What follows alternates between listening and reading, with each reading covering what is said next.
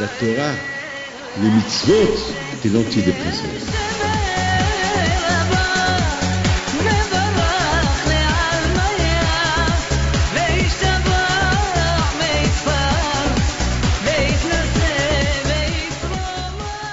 Bishot Morav à la Bretagne avec la permission d'Hachem. Aujourd'hui nous sommes à quelques jours avant la fête de Rosh Hashanah, Kippour. Et on sait très bien que ces jours de fête, c'est les jours que chacun de nous prend conscience.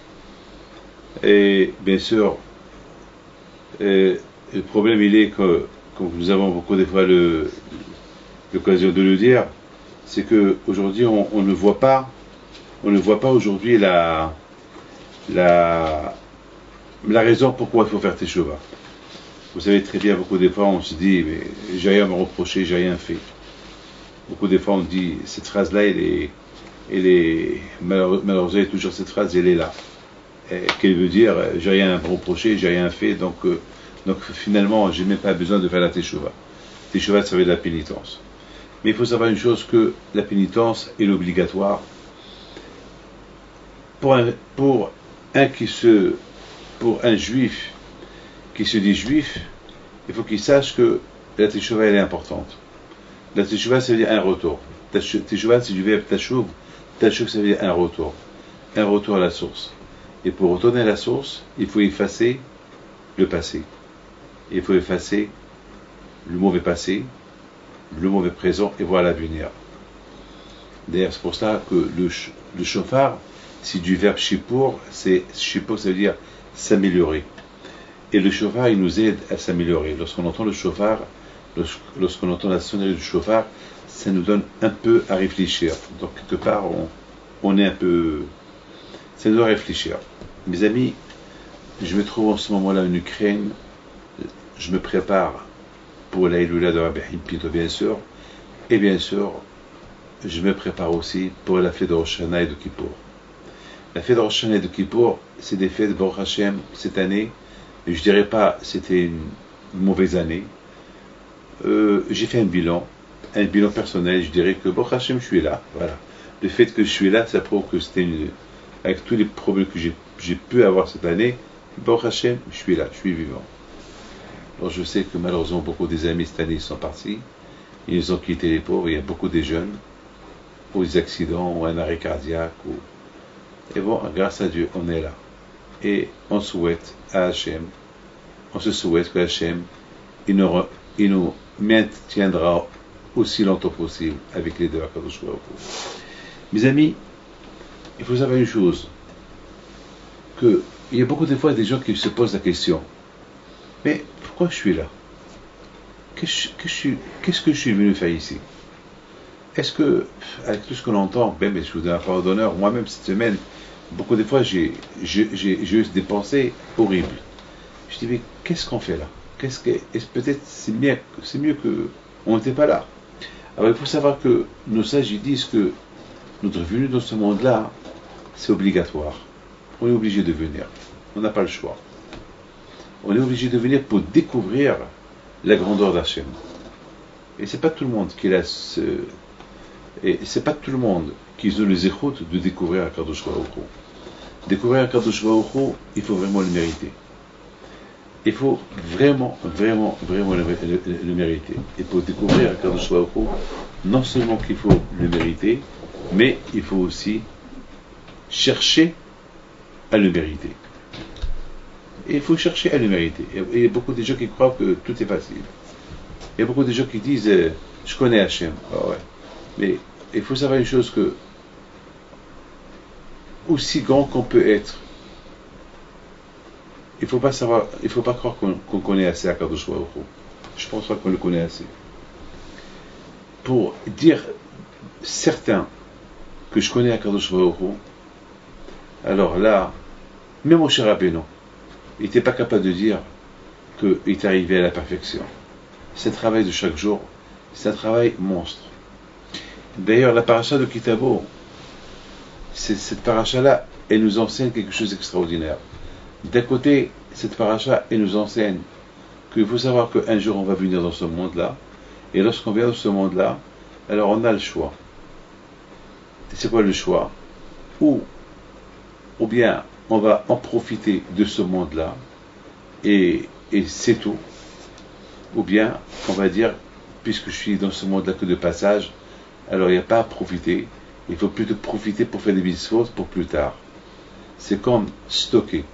C'est comme par exemple, on sait très bien, par exemple, il y a beaucoup de choses qu'il n'y a pas en hiver, alors, et que ça pousse en été, alors on les stocke en été pour l'hiver.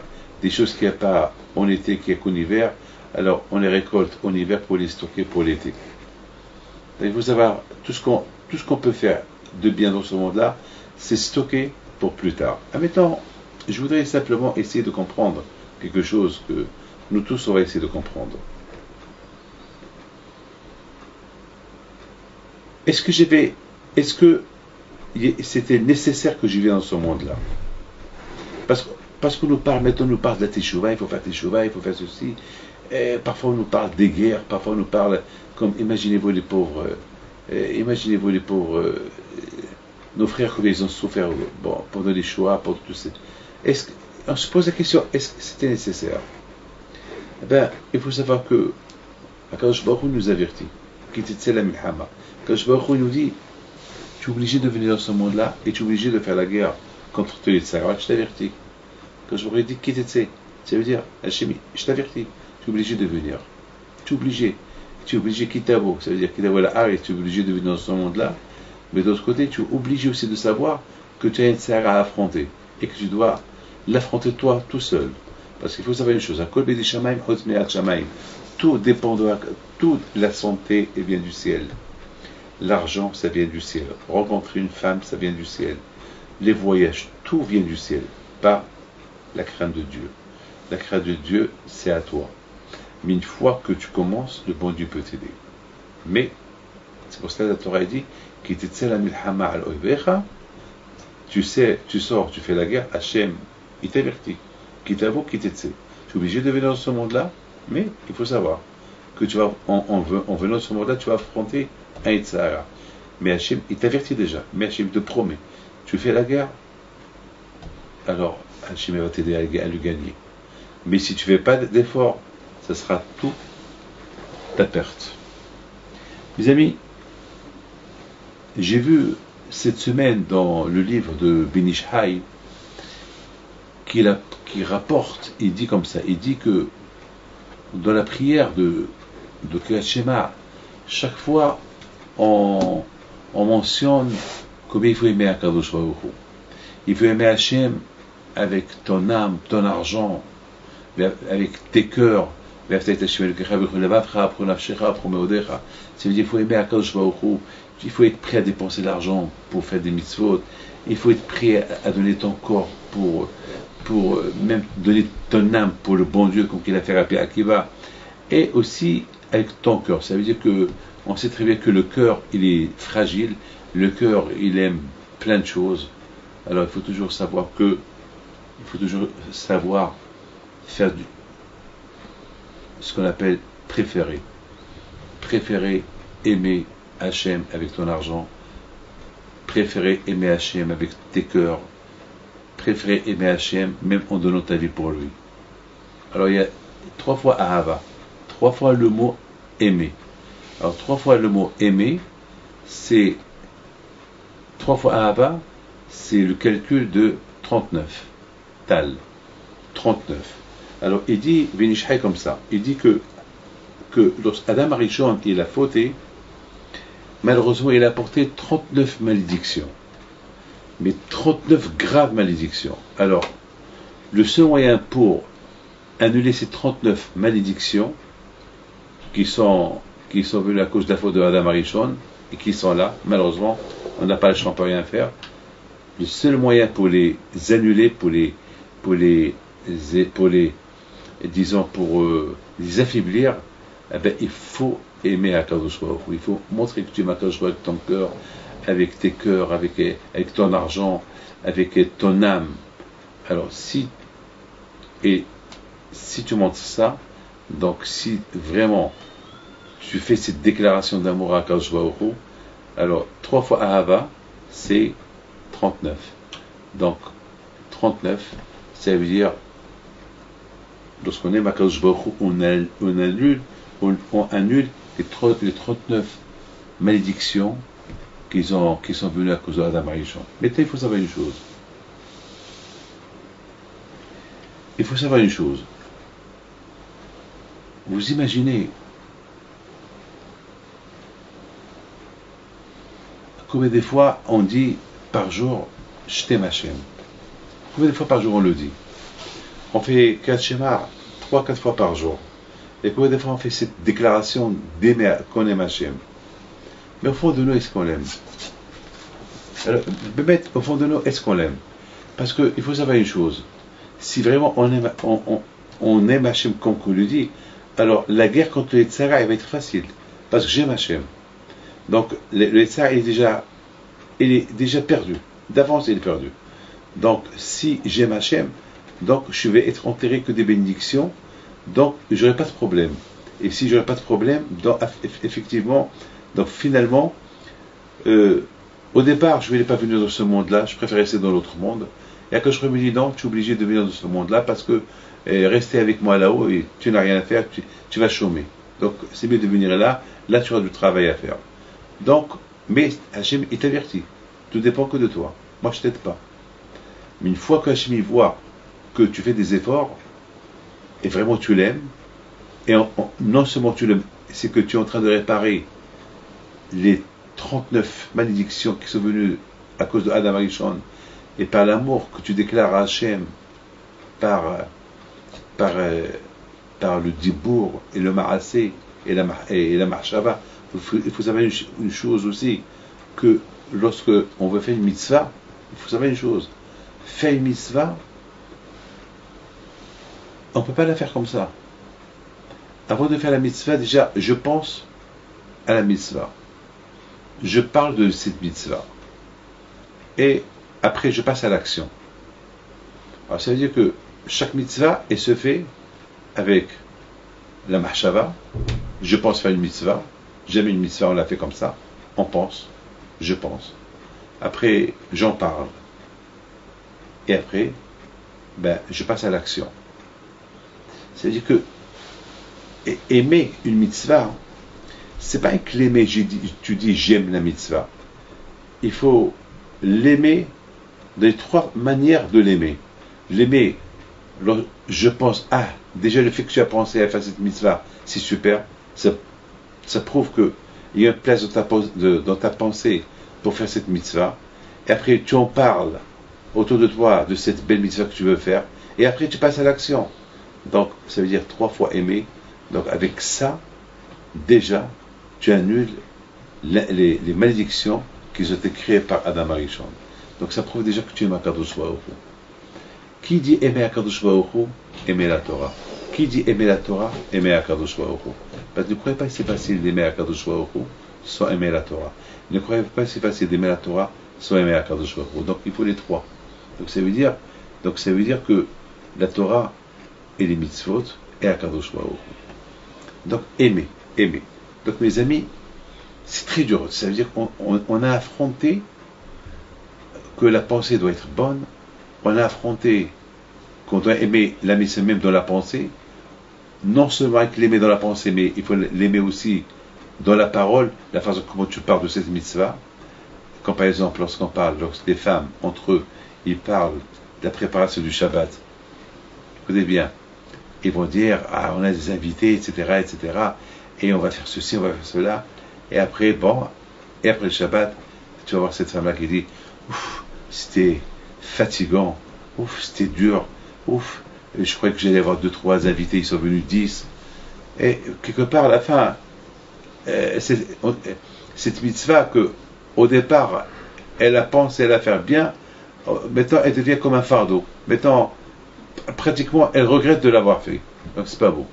La mitzvah, pour que la mitzvah, on peut dire que cette mitzvah-là, elle a été faite avec amour, c'est qu'une fois que le ma'asi, une fois que on a pensé à la mitzvah, et on a passé à l'action, aux paroles, et à l'action, et après on est heureux de l'action, alors ça veut dire que ça c'est super.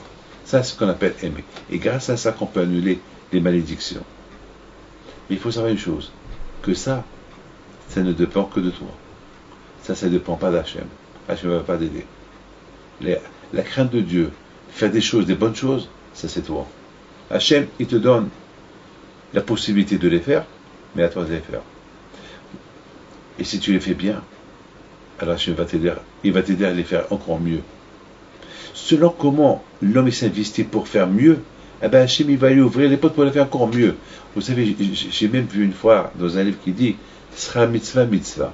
C'est quoi sera mitzvah mitzvah? C'est quoi la récompense du mitzvah? Tu as fait une mitzvah. Alors, c'est quoi la récompense? Ben vous allez me dire, ben la récompense, le bon Dieu va me donner 1 milliard. Eh ben la réponse elle est non.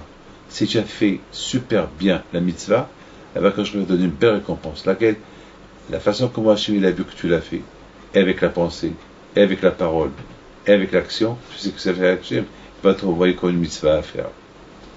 Ce sera un mitzvah, la récompense du mitzvah, mitzvah. Encore une mitzvah à faire.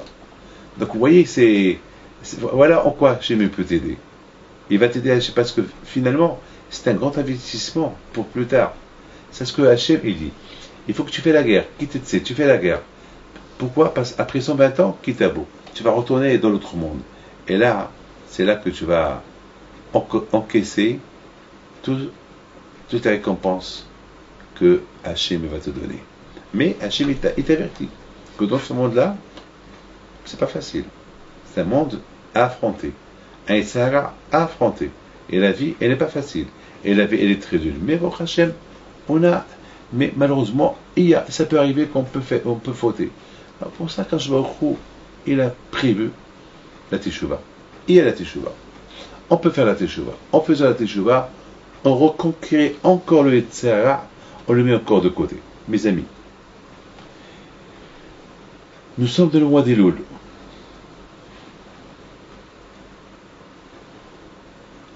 Et il faut savoir que le mois d'Elul, c'est un mois qui n'est pas comme les autres mois. C'est un mois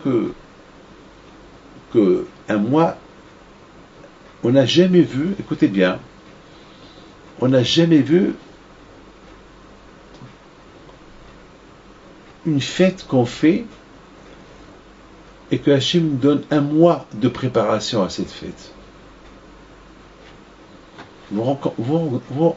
Est-ce qu'on se rend compte que le jour de Rosh Hashanah, c'est le jour du jugement. Et Akadosh Baruch Hu, il veut qu'on se prépare un mois à l'avance. Vous savez très bien, prenez un exemple. Quelqu'un qui va recevoir les impôts et qui veut venir fouiller un peu ses papiers. Eh bien, vous croyez qu'il va commencer à préparer les papiers avec eux, le jour qu'ils vont venir? Eh bien, il va commencer à préparer les papiers des impôts 1 mois à l'avance, ou 2 mois à l'avance, ou 3 mois à l'avance. Eh bien, le jour de Rosh Hashanah, c'est un jour que Hachem, il va faire un bilan de chacun de nous. Donc, quelque part, c'est grave qu'il trouve tout ce qu'on a fait pendant toute l'année. Imaginez-vous que vous avez un monsieur des impôts qui arrive, et vous avez beaucoup de bêtises dans le bureau, dans vos affaires.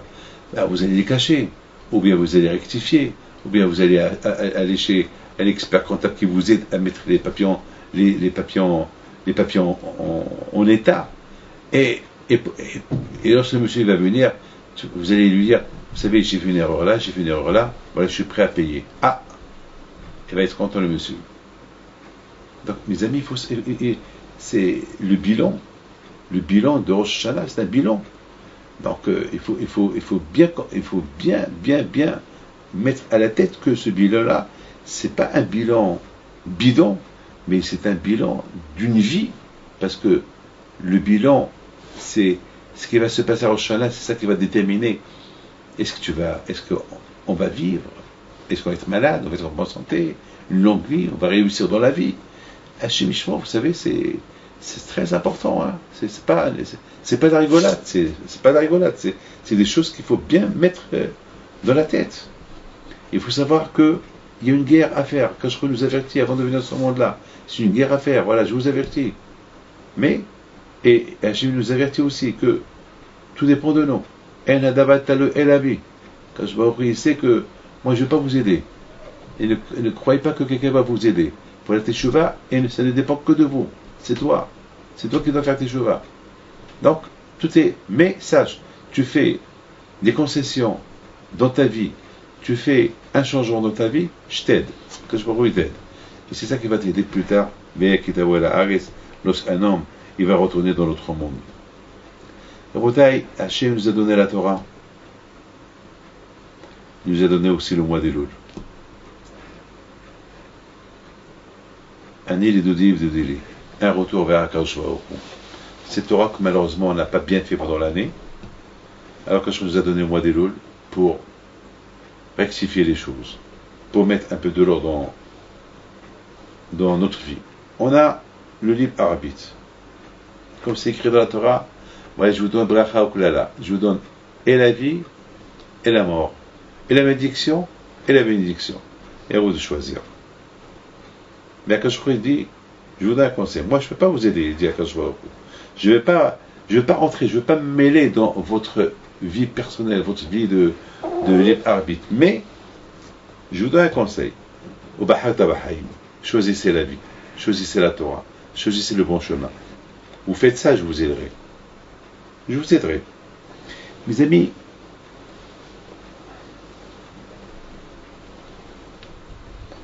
c'est extraordinaire ce que je vais vous dire. D'un côté, on voit qu'Akadosh Baruch Hu, il nous oblige à faire des mitzvot. Il nous a donné des mitzvot. Le mot mitzvah, ça veut dire tsav, un ordre. D'un côté, Akadosh Baruch Hu nous donne des ordres. Faites. Et d'autre côté, Akadosh Baruch Hu nous donne le libre arbitre. Alors quoi? Une contradiction. Alors, je préfère que le bon Dieu, il reste dans le mot un ordre. Voilà, il faut faire. Est-ce que moi, à mes enfants, j'ordonne le libre arbitre à mes enfants? Je dis, la façon dont je dis que mes enfants, je leur dis, il faut faire ceci, il faut faire cela, il faut faire ceci, il faut faire cela. Jamais je leur dis, il faut faire ceci, après je leur dis, faites ce que vous voulez. Non, c'est pas ça le but. Donc je comprends pas pourquoi quand je vois au Chou, il nous donne des ordres, mitzvah, tsav et deveni Israël, un ordre fait, hoka c'est aussi des ordres qui sont incompréhensibles. Il nous oblige de les faire. Et d'autre côté, il nous dit, vous avez libre arbitre. Vous avez libre arbitre. C'est quoi ça? C'est quoi ça? D'un côté, il y a le libre arbitre, et de l'autre côté, on nous donne des obligations. Écoutez bien ce que je vais vous dire. Hachem, il est obligé de nous donner des ordres. Il est obligé de nous donner des ordres. Pourquoi? Parce que, vous savez, un médecin, écoutez bien ça, un médecin qui vient pour guérir quelqu'un,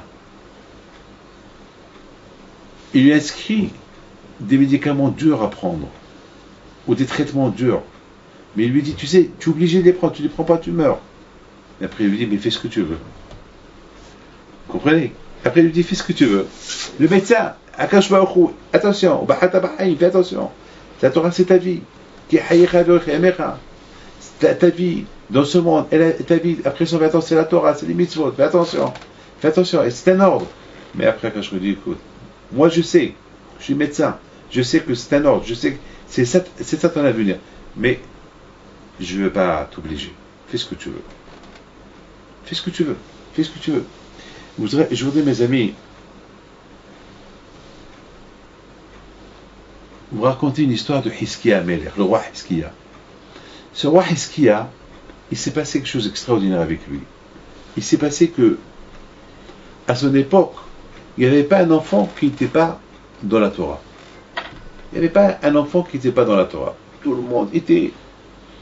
Il a forcé les Juifs à étudier la Torah.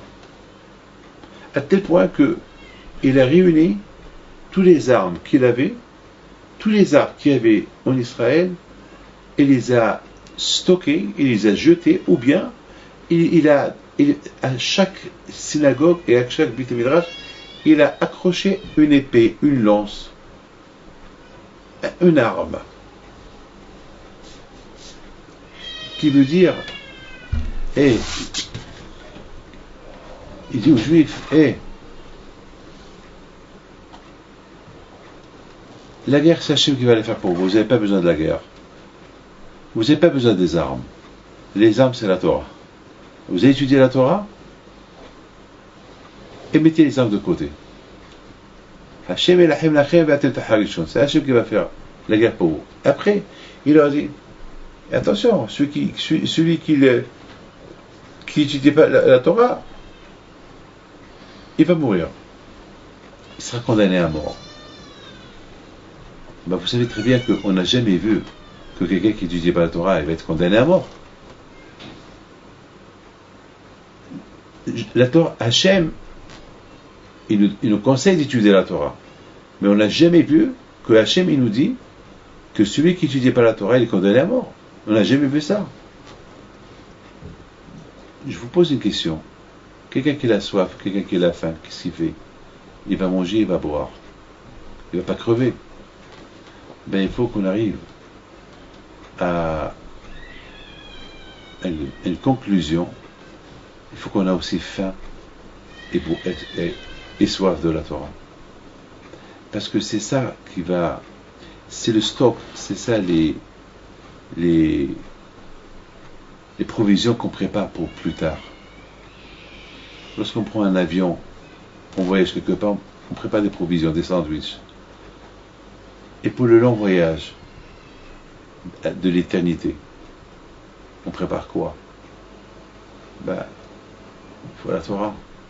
Vous croyez que dans notre monde il y a des restaurants? Vous croyez que dans notre monde il y a des cinémas? Il y a quoi? Vous croyez qu'il y a là-bas des copains, des parcs? Hein? Vous croyez que là-bas il y a des jeux? Le backgammon, les dames, les échecs? Là-bas c'est la Torah. Mettez ça dans la tête. Celui qui veut réfléchir un peu, qui réfléchit un peu. Ceux qui ont l'habitude d'aller au casino, qui savent que dans notre monde il n'y a pas de casino. Il n'y a rien du tout. De tout ça, il n'y a rien du tout. Alors vous savez, ça va être... Alors vous allez me dire, vous allez me dire quoi? On fait... Mais est-ce qu'on se pose la question, qu'est-ce qu'on va faire là-bas? Beaucoup des fois, lorsqu'on s'ennuie ici, on dit, c'est la mort. On s'ennuie. On veut des vacances, des vacances, des vacances, des vacances, des vacances. Vous croyez là-bas il y a des vacances? Alors, est-ce que quelqu'un parmi nous réfléchit qu'est-ce qu'il y a à faire là-bas? Mais vous savez que là-bas il n'y a rien à faire. Il n'y a que la Torah. Alors quelqu'un qui n'a pas la Torah de son monde, il aura un grand problème là-haut. Parce que, puisqu'il n'a pas aimé ici, là-bas il ne va pas lui donner la possibilité d'étudier. Celui qui n'a pas étudié la Torah ici, celui qui ne l'aime pas ici, ils ne vont pas lui donner la possibilité d'étudier là-haut. Donc ça va être vraiment l'ennui total. L'ennui total. L'ennui total. Là-bas, il n'y a pas d'Itzarara, là-bas, il n'y a pas d'Itzarato. Alors, ça veut dire... Ça, c'était l'idée de Hiskiya, le roi Hiskiya. Le roi Hiskiya, il a réveillé un peu son public. Il a réveillé un peu ses sujets, le peuple d'Israël. Il les a un peu réunis. Il leur a dit, dans ce monde-là où on vit, il y a toujours la guerre avec le Tzara, la guerre avec les ennemis. Toujours c'est la guerre, la guerre. Toujours c'est la guerre. Il leur a dit, toujours la guerre, les envies, la guerre des envies, la guerre voir avec les yeux. Il leur a dit, il y a malheureusement, pour faire la guerre contre le Sahara, il faut la Torah. Il faut la Torah.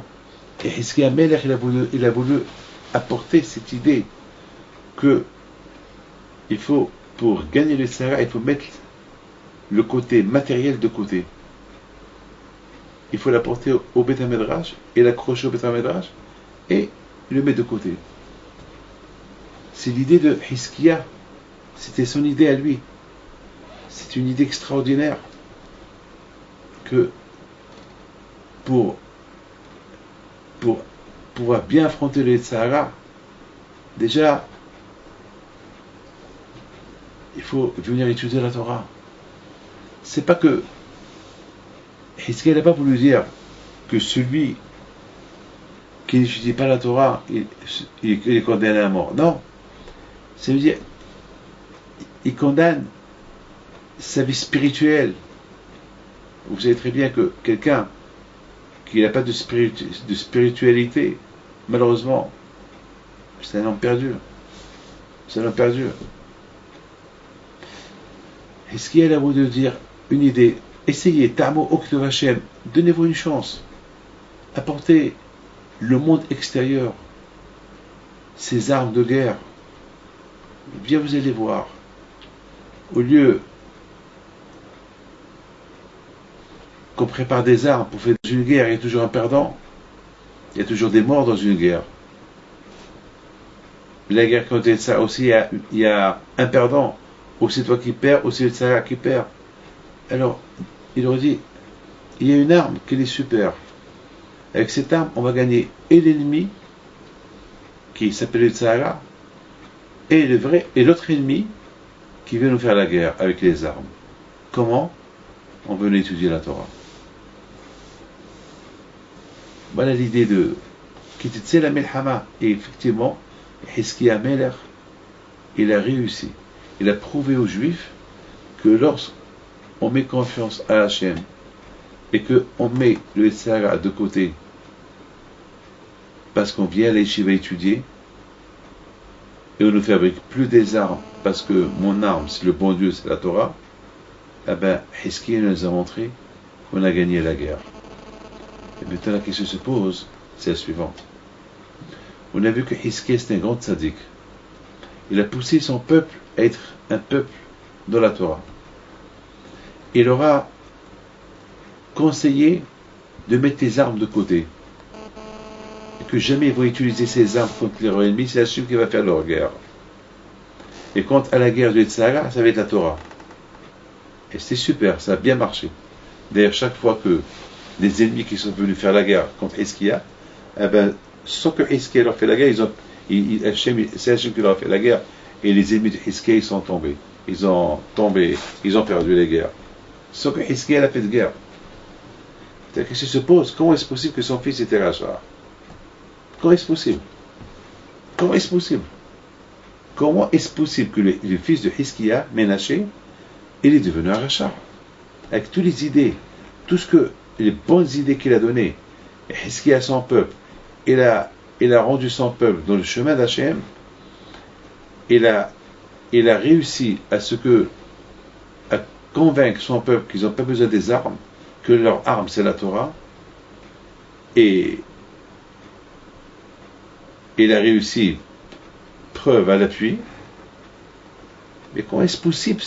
Son fils Ménaché, il est sorti tordu, il était rachat. Il a même construit il a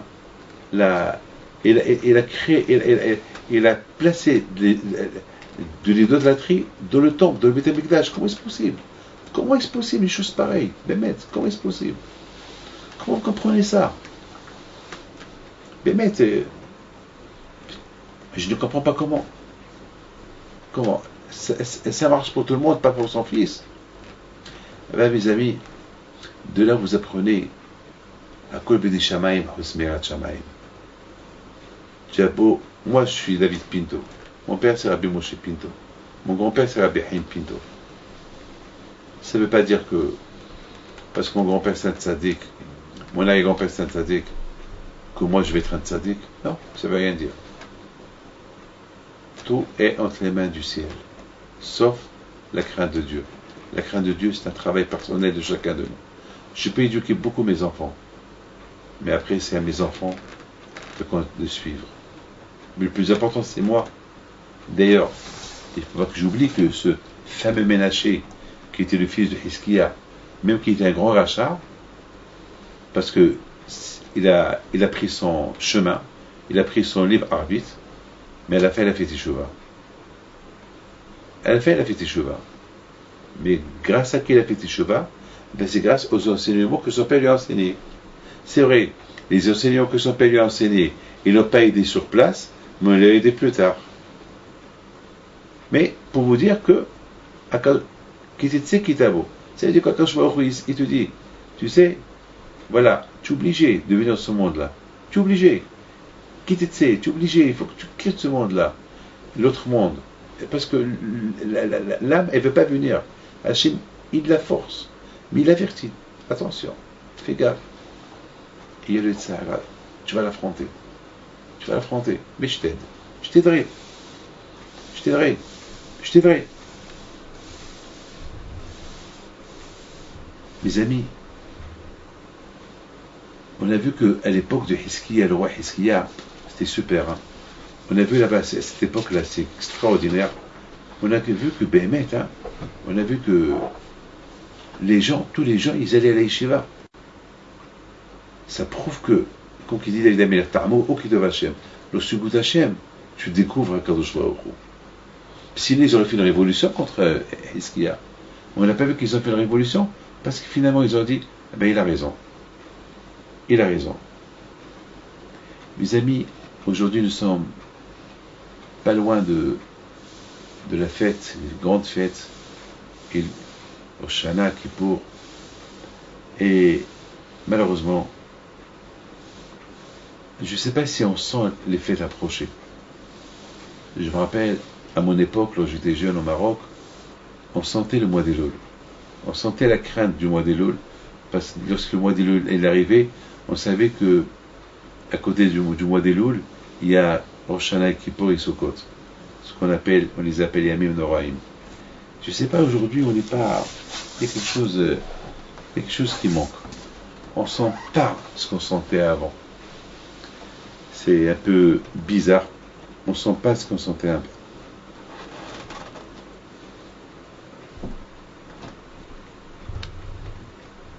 Comment ils étaient avant, comment on est aujourd'hui. Mais peut-être que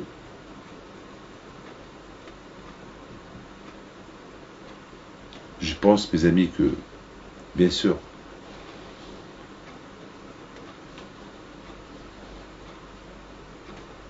de plus que les temps ils avancent,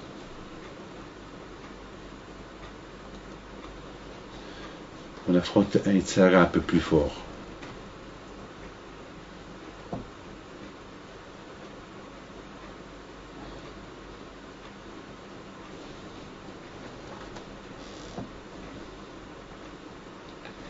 Il dit mon rêve, Rabbi Michael Yehuda Lefkovitch, de plus que l'homme, il ajoute un peu plus dans la Torah et dans la Tchila,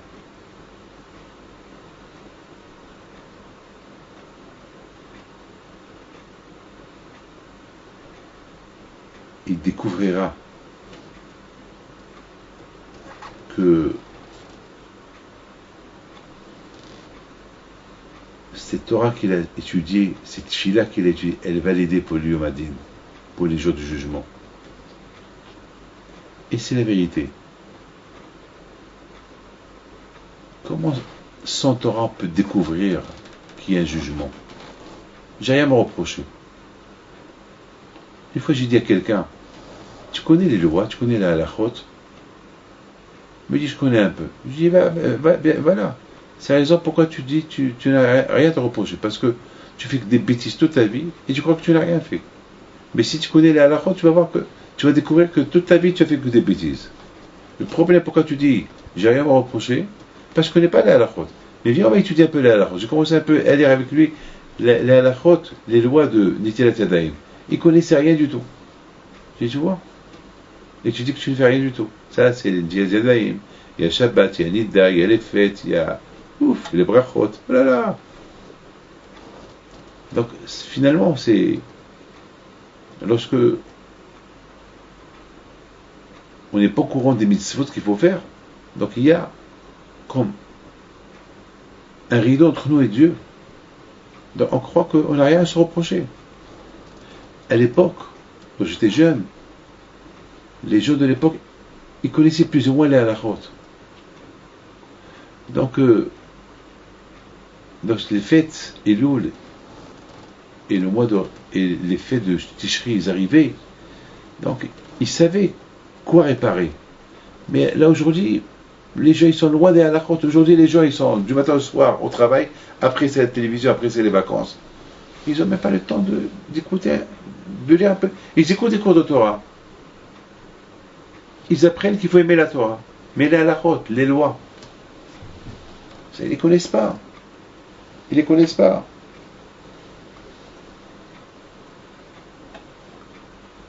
Il faut ajouter là, déjà,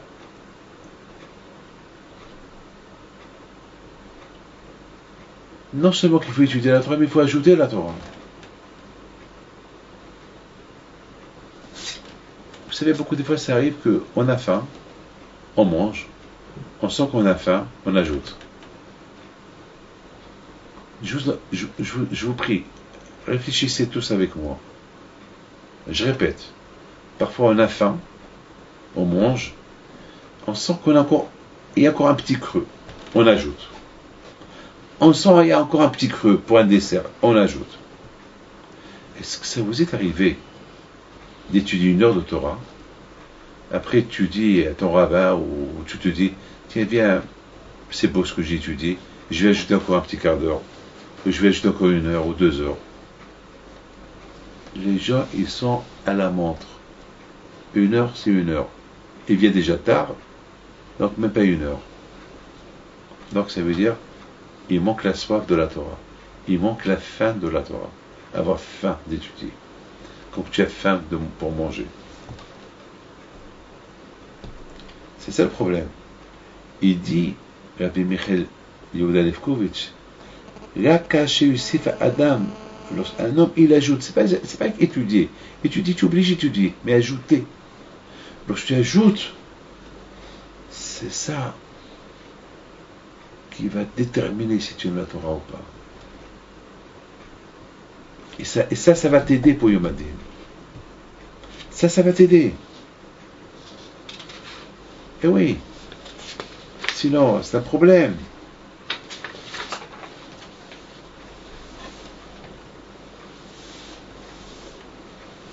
Je voudrais, mes amis, lire avec vous quelque chose. Ça, c'est Rabbi Aaron Kotler qui le dit. Il dit, Rabbi Aaron Kotler, qu'est-ce qu'il y a de spécial le mois d'Elul? Il répond, il apporte le tour, qui dit que le mois d'Elul, de Rosh Chodesh Elul jusqu'à Kippour, c'est les jours de Rosh Chodesh Elul jusqu'à Kippour, c'est 40 jours. C'est pendant ces 40 jours-là, Moshe Rabbeinu était au ciel, il a prié à Hachem pendant ces 40 jours-là, pour qu'Akadosh Baruch Hu lui pardonne la faute du veau d'or, et pour qu'il lui donne encore les tables de la loi, de nouvelles tables de la loi. C'est-à-dire que Moshe Rabbeinu, il était au ciel pendant 40 jours, il prie. Pendant 40 jours, Moshe Rabbeinu, il prie à Hachem pour qu'il lui redonne encore les 10 tables de la loi qu'il a cassées.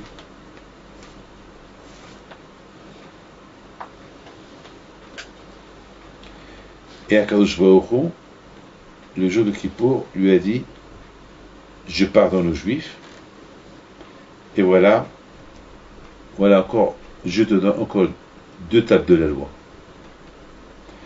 Donc, à partir de ça, chaque année, de Rosh Chodesh Elul jusqu'à Kippour, on fait des slihot, c'est 40 jours. Pour se rappeler de ces 40 jours de Moshe Rabbeinu, qui a prié à Hachem pour qu'il nous pardonne la faute du veau d'or, et Moshe Rabbeinu est descendu le jour de Kippour. Et le jour de Kippour, ça a été Hachem nous a pardonné. Donc, à partir de ça, le jour de Kippour, que je nous pardonne. Donc, ces 40 jours-là, c'est des jours de miséricorde et que les portes du ciel ils sont ouverts.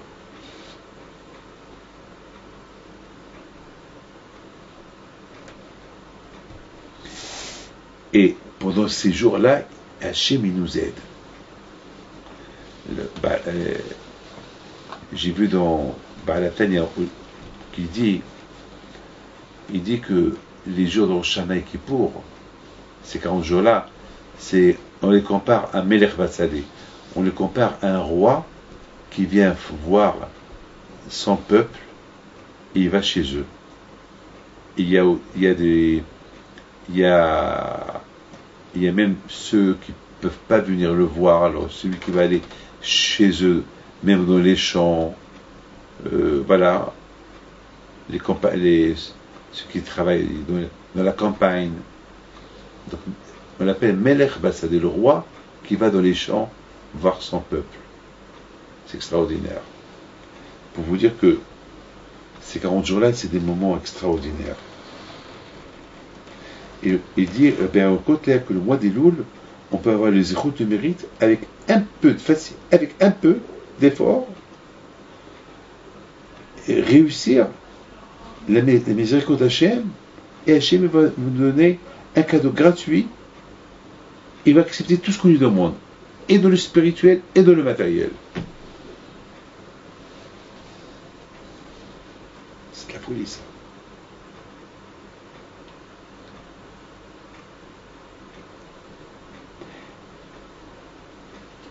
C'est extraordinaire, c'est extraordinaire.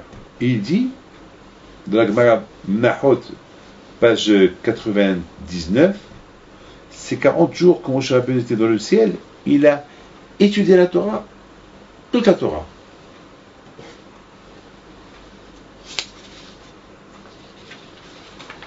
C'est la folie, c'est la folie, c'est la folie.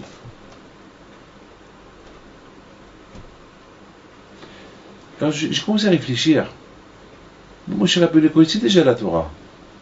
Pourquoi encore il a étudié encore la Torah pendant ces 40 jours-là?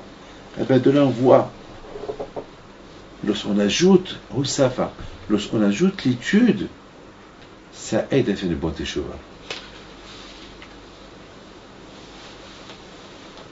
La folie.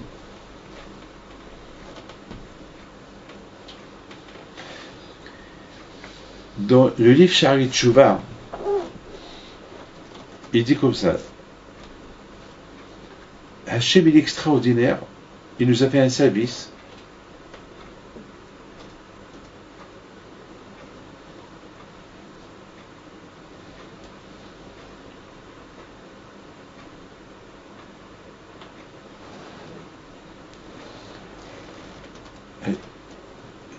Hachem nous a fait un service que pendant le mois des Louls,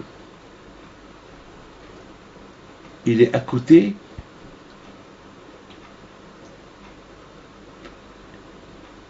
mais comme je vous ai dit tout à l'heure, à nous de faire un effort et vous allez voir le reste. Mais il dit à Rabbeinu Yonah, beaucoup de fois on croit, oh là là, il faut se réveiller les slihot, c'est dur, c'est dur, c'est dur.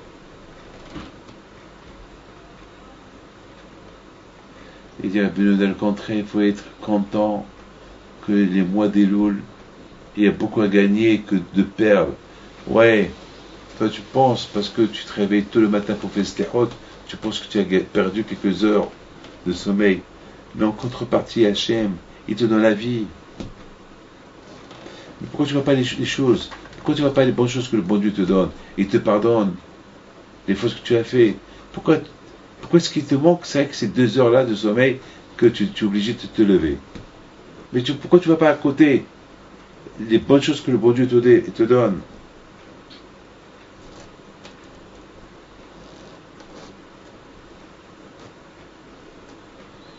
Et le contraire, tu étais un voyou pendant toute l'année, et grâce au mois des Louls, tu fais tes chevaux, tu deviens une autre personne avec les d'Hachem. Pourquoi tu ne vois pas ça? Pourquoi quand tu penses, ah, encore on va se réveiller, encore on va aller à la synagogue. C'est ça que tu penses? Malheureusement, les gens, ils pensent toujours les bêtises que l'autre il fait. Et l'homme, il n'est pas prêt à penser les bêtises que lui il fait. Alors, moi, des Louls, tu as une opportunité de voir quelque part un peu les bêtises que tu fais. Donc, tu fais tes chevaux, donc le body te fait un service. Mais malheureusement, les gens, ils croient que ces jours-là, qui sont des jours extraordinaires, on peut gagner un bonheur avec ces jours-là. Si on fait des chevaux, on les prend comme des jours qui sont un peu durs, un peu... Akadosh Baruch Hu nous a donné l'opportunité d'effacer un passé, un mauvais passé. qu'on aura peu honte après 120 ans lorsqu'on arrive dans le ciel.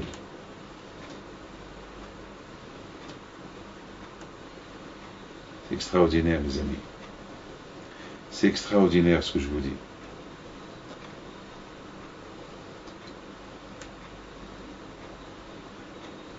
Mes amis, je voudrais simplement terminer avec cette fameuse histoire de Bel-Azar ben Odaria.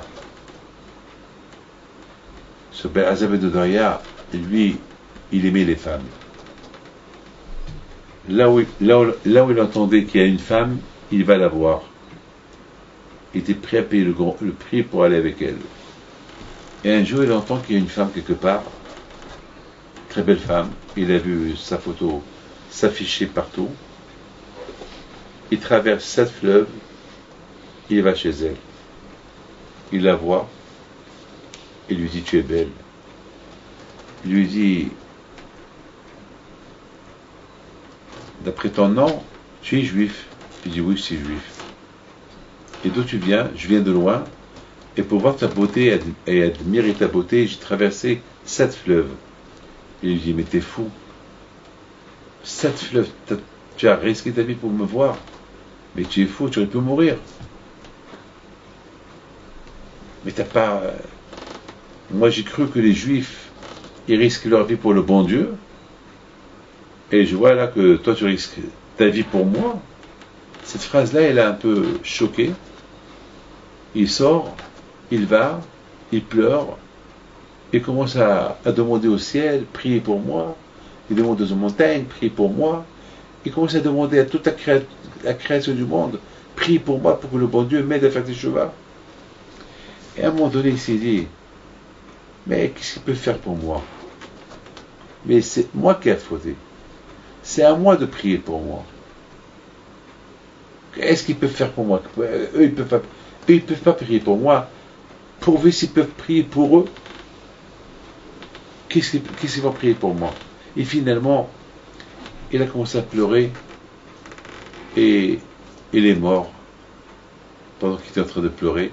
Une voix du ciel qu'elle sort. Pardon, je vous ai dit que El-Azab ben Odaria, il a dit: bon, El Adabat Talou El Abi. Maintenant, il n'y a que moi. Il n'y a que moi. Il n'y a que moi qui dois prier pour moi, pour que le bon Dieu me pardonne toutes les bêtises que j'ai fait.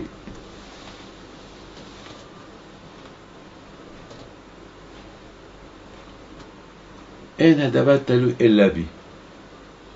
Ça ne dépend que de moi, c'est moi qui dois pleurer, c'est moi qui dois faire un effort pour que le bon Dieu. Et effectivement, une voix du ciel lui dit: Bel-Azar, tu as les portes de Gan Eden, tu as Hilek al-Olam Haba.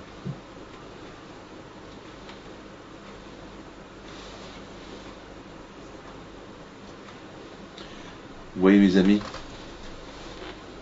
1 heure. Ça a pris 1 heure pour faire tes chevaux. Il a gagné son Gan Eden. Mais on n'a pas vu que Akadosh Baruch Hu, il a poussé à faire des chevaux. C'est lui-même qui a fait son choix. Il a compris qu'il court pour profiter de ce monde-là.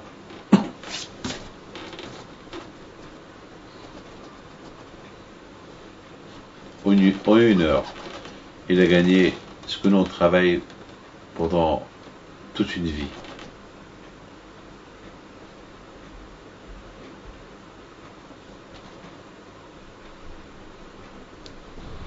C'est extraordinaire. La chance que nous avons d'être présents avec Hachem tout le temps.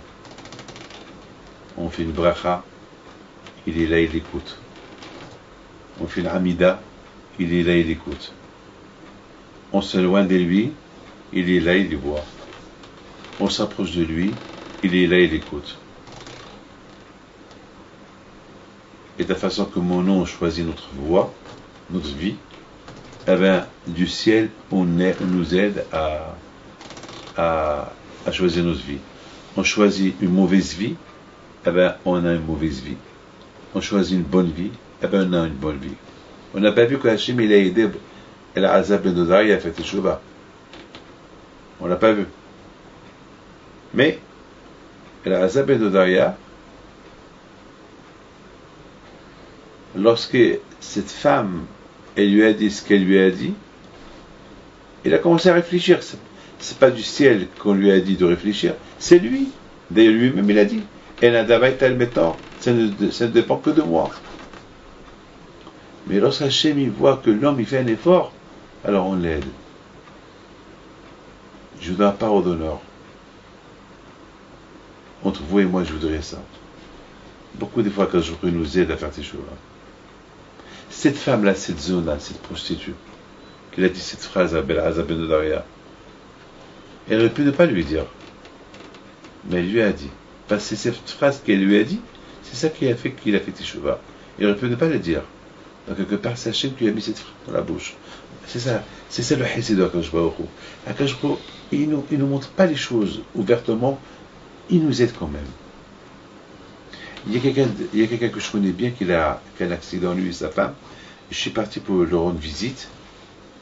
Et il a échappé à la mort. Il me dit comme ça.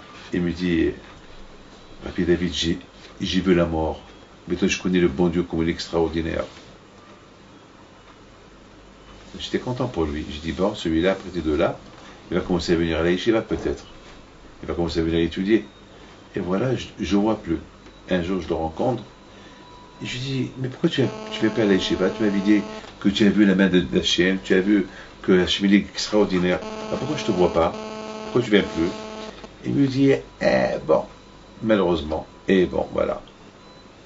Beaucoup des fois, on est enthousiaste, on est chaud pour approcher à Dieu, et après on se refroidit. Vous savez pourquoi? Parce que lorsqu'on est chaud, il faut tout de suite commencer à faire il faut commencer tout de suite à mettre de filine, tout de suite à aller étudier la Torah. N'attends pas, parce que le temps que tu vas attendre, tu vas te refroidir, et c'est trop tard. Beaucoup de fois, quand je vais au Hu, cet accident que ce monsieur il a fait, c'est Hachem qui l'a provoqué. Donc il fait Teshuvah. Alors là, le bon Dieu lui a ouvert une porte. Mais qu'est-ce qu'il s'est dit? C'était un accident. Ça aurait pu arriver. Mais attends, toi-même tu as dit, tu as vu la main d'Hachem. Beaucoup de fois quand je vois même dans le Teshuvah, il nous pousse, mais pas directement, indirectement, pour qu'on fasse Teshuvah. Ce El-Azab et Dodaya. Vous savez, lorsqu'il est mort, et cette voix du ciel est sortie, elle a dit qu'il a hilek alam haba. Rabbeinu HaKadosh, il a dit waouh, yesh koneh olamo b'sha'ahat. Ce monsieur-là était rachat. Et en une heure qu'il a fait Teshuvah, il a acheté son olam haba. Et c'est une heure qu'il a fait Teshuvah qui l'a aidé à la faire. Hachem.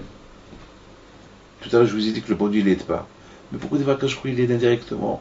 Avec déjà le fait qu'il nous a donné la possibilité de faire Teshuvah, ça veut dire c'est une aide de faire Teshuvah. Mais il faut savoir que à Kol Bidi Shamaim, Chutz Mirat Shamaim, quand je vois qu'il nous donne des possibilités pour faire Teshuvah, il nous donne des possibilités pour avoir la crainte de Dieu, et il nous donne plein de possibilités. Le travail, c'est nous qu'on doit faire. Ça, c'est ce qu'il dit Bel'Azab ben Dodaya. En adabata le elavé. Merci Hachem que tu m'as envoyé cette Goya, cette femme-là, pour me lancer une pique. Maintenant, c'est à moi de faire la Teshuvah. C'est à moi de faire le travail. C'est vrai. C'est Hachem qui a envoyé cette voiture-là pour qu'il fasse un accident. Mais après, c'est à eux de faire le Teshuvah. Ils ont commencé, ils ont arrêté. En hadabata le ella bi. C'est-à-dire moi. Ella bi. C'est-à-dire aucun, ni montagne, ni rien.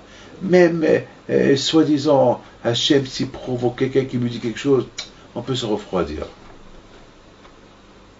Maintenant, parce que si ce El-Azab et Dodaya, même avec ce qu'il lui a dit cette femme, ben, s'il aurait attendu, s'il n'aurait pas fait le geste qu'il a fait tout de suite, ben, il n'aurait jamais fait Teshuvah. Mais parce que elle a piqué, et tout de suite elle a commencé à faire Teshuvah, alors voilà. Ça a marché pour lui. Les amis, je voudrais simplement vous dire que, étant donné que ce cours de Torah là que je viens de faire, c'est à la mémoire de mes amis, ceux qui nous ont disparu ce mois-là, et aussi pour la santé de tous ceux qui sont malades, et avec les deux HaKadosh Baruch Hu, qu'HaKadosh Baruch Hu, il nous aide, Be'ezat Hashem, pour progresser dans la Torah si Dieu veut, et que n'oubliez pas que nous avons besoin